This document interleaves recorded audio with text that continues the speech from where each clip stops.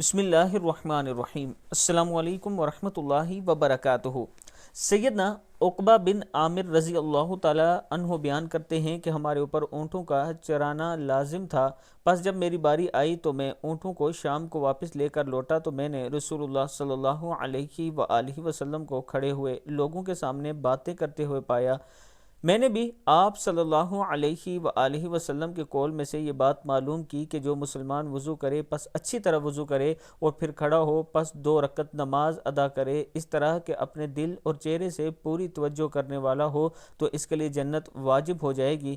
میں نے کہا یہ کلام کیسا عمدہ اور اعلیٰ ہے۔ پس اچانک ایک کہنے والے نے کہا جو میرے آگے تھے کہ اس سے پہلے بات اور بھی اچھی اور عمدہ تھی۔ میں نے دیکھا تو وہ سیدنا عمر رضی اللہ تعالیٰ عنہ تھے، تو انہوں نے کہا میں نے دیکھا کہ تم ابھی آئے ہو، اور فرمایا رسول اللہ صلی اللہ علیہ وآلہ وسلم نے ارشاد فرمایا کہ جو شخص وضو کرے اور کامل وضو کرے پھر کہے اشہد اللہ الہ الا اللہ و اشہد ان محمدن عبدہ و رسولہ، تو اس کے لیے جنت کے 8 دروازے کھل جاتے ہیں، ان میں سے جس دروازے سے چاہے داخل ہو جائے۔